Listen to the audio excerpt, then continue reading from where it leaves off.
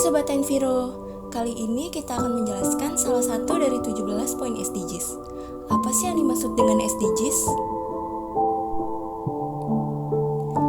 SDGs merupakan 17 tujuan global yang telah ditentukan oleh PBB sebagai agenda dunia hingga tahun 2030. Agenda tersebut mencakup berbagai isu pembangunan sosial dan ekonomi.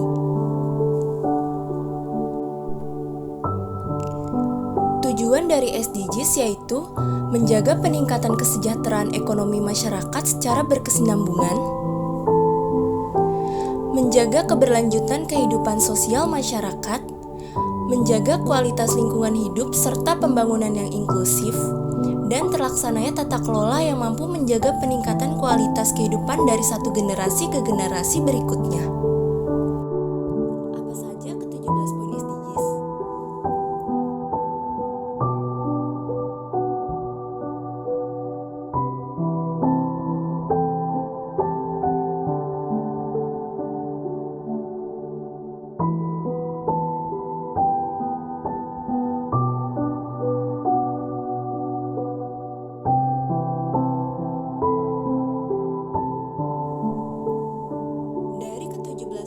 SDGs, kali ini kita akan berfokus pada SDGs ke-15, yaitu kehidupan di darat.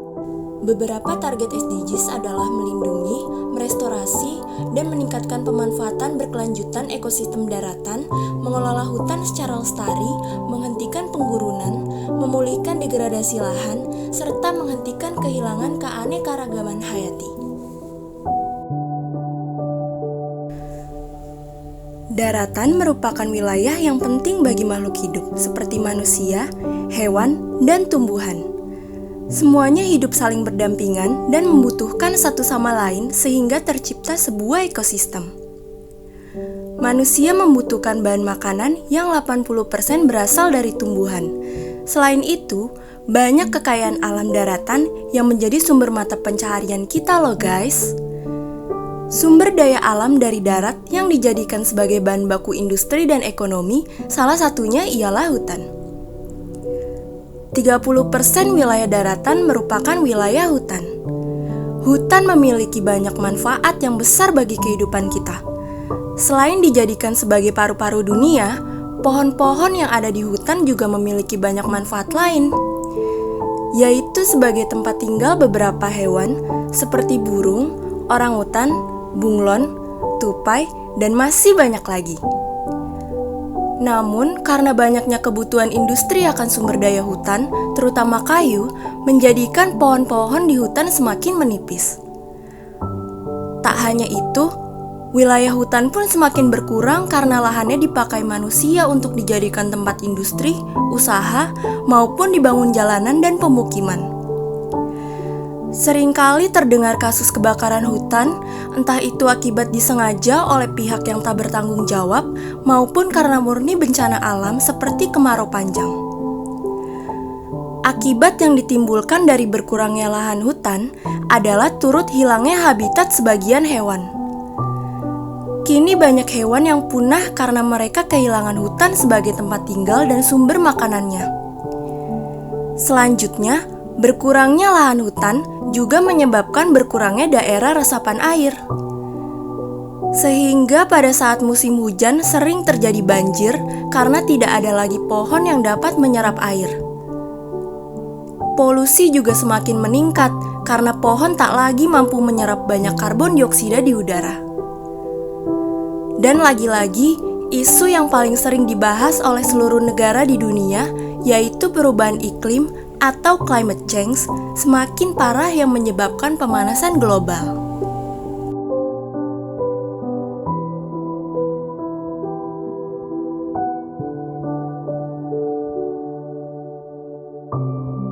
Sejak kecil, tentunya kita dikasih tahu bahwa hutan itu adalah paru-paru dari dunia. Selain sebagai tempat produksi oksigen, hutan juga jadi rumah bagi para hewan-hewan gemas serta langka. Dan kita, manusia, pasti sangat membutuhkan sumber daya alam yang berasal dari hutan. Lalu, penting gak sih hutan buat kita? Terus, kalau misalnya suatu hari udah gak ada hutan, apa yang terjadi ya? Mungkin suatu hal yang kita bisa rasain sebagai generasi milenial. Kalau nggak ada hutan, ya nanti kita nggak bisa healing ke alam lagi. Terus kita juga udah nggak bisa foto-foto canci di antara pohon-pohon buat nanti kita upload di medsos. Udah gitu, kita juga udah nggak bisa lagi lihat acara si Gundul, Panji, dan kawan-kawan menjelajah hutan di TV.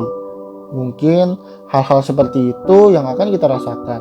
Namun nyatanya kalau nggak ada hutan itu bakal ngaruh banget loh ke lingkungan dunia. Jadi menurut data dari BBC di tahun 2019, 80% binatang-binatang gemas dan tumbuhan-tumbuhan di daratan bumi ini bakalan terancam punah. Ini berita yang sedih banget ya. Lalu siklus hujan juga akan menjadi kacau. Selain itu, air bersih juga akan hilang.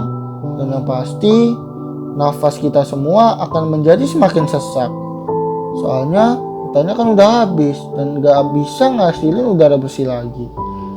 Terus, apakah kita tetap bisa hidup kalau begini? Rasanya tidak mungkin deh. Soalnya hutan kan bener-bener dekat banget sama kehidupan kita, ibarat ikan dan air. Kalaupun bisa, kehidupan kita pasti benar-benar berubah. Mungkinkah kita jadi mutan? Oh iya, bagi sebuah negara, memiliki hutan itu merupakan suatu privilege loh. Bahkan negara yang kaya seperti Qatar saja bela-belain pengen bikin hutan sendiri. Negara kita, Indonesia, mungkin bisa dibilang beruntung karena Indonesia punya hutan yang sangat luas. Jangan senang dulu, justru banyak sekali ancaman yang akan terus menghantui kita. Bagaimana tidak, setiap tahunnya hutan kita aja terus menyusut. Hal ini kebanyakan disebabkan oleh kebakaran hutan yang disengaja oleh para pihak-pihak yang rakus yang seenak jidatnya membuka lahan sembarangan. Kebakaran ini benar-benar ngerugiin banget loh. Soalnya karena hal itu jutaan saudara kita terserang penyakit pernapasan. Ribuan orang meninggal karena kebakaran hutan ini. Selain itu, hal ini juga membuat banyak binatang-binatang yang gemas kehilangan rumahnya, dan bahkan tidak sedikit yang mati karena terjebak di hutan yang terbakar. Tapi penyusutan hutan ini gak cuma ada di Indonesia aja. Nyatanya setiap tahunnya sekitar 15 miliar pohon ditebang di seluruh dunia. Kalau hal ini gak kita ubah, kurang lebih 200 tahun lagi gak akan ada lagi pohon yang tersisa. Mungkin kelihatannya masa depan akan suram. Namun sebenarnya kita masih punya harapan untuk mengubah hal ini semua. Kita harus bersama-sama buat mencegah agar hutan kita tidak dirusak lagi. Langkah kecil yang bisa kita lakukan yaitu dengan menyebarkan informasi ini kepada orang lain agar semakin banyak yang sadar untuk menjaga hutan di dunia ini.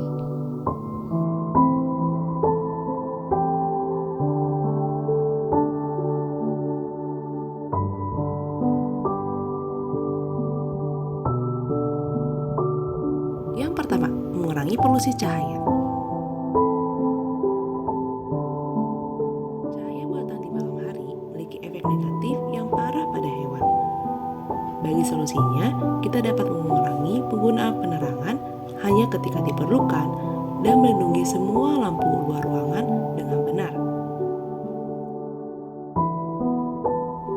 Kita dapat menutup tirai jendela saat malam hari dan matikan lampu saat tidak digunakan lagi. Kedua, membantu melindungi habitat hewan. Dengan membersihkan sampah-sampah untuk membantu melindungi habitat hewan, baik hewan terancam punah dan hewan liar lainnya.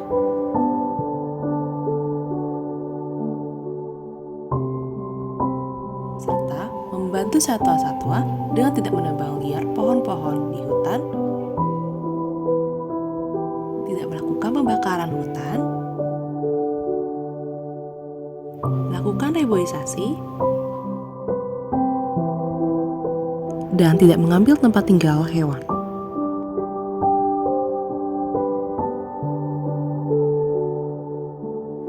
Ketiga, membangun suaka perlindungan bagi hewan.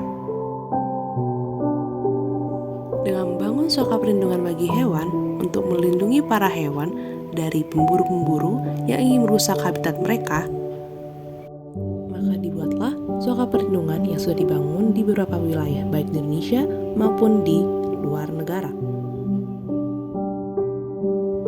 Dengan begitu, suaka bagi hewan bisa menjadi tempat yang aman bagi mereka, khususnya yang sudah langka dan terancam punah untuk tinggal dan berkembang biak di sana.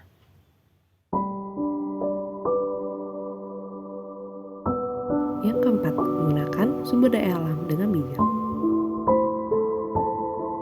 Ketika kita mengambil dan menggunakan sumber daya alam yang terdapat dalam hutan, kita bisa menggunakannya dan mengambilnya secara bijaksana, di mana kita bisa mengambil sumber daya alam tersebut secara secukupnya sesuai dengan kebutuhan kita masing-masing. Dengan begitu, kita bisa menyimpan sumber daya bagi hewan. Dan yang kelima, reduce, reuse, and recycle.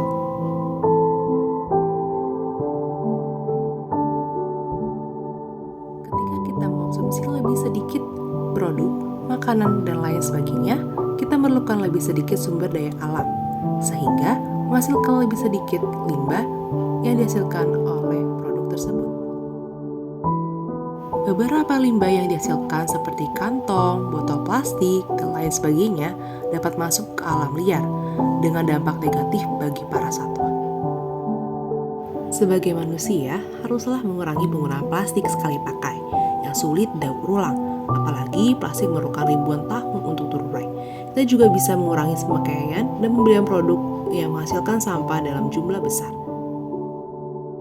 Serta bisa menggunakan kedua sisi kertas ketika sedang menulis dan melakukan fotokopi. Untuk reuse, kita bisa menggunakan kembali barang-barang yang tidak digunakan, seperti buku, tas, mainan, pakaian, atau barang-barang lain yang tidak digunakan lagi. Karena dalam proses pembuatan barang-barang tersebut, membutuhkan bahan baku yang diambil dari hasil alam. Oleh karena itu, jangan langsung membuang barang-barang yang tidak dibutuhkan dengan seenaknya, tetapi manfaatkan barang-barang tersebut untuk sesuatu yang lebih berguna, bisa memberikannya untuk amal daripada membuangnya ke tempat sampah.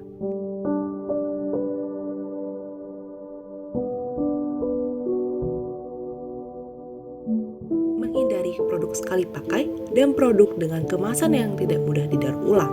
Kita dapat mendaur ulang barang-barang sehari-hari, seperti kaleng, wadah kaca, produk karton, serta kertas.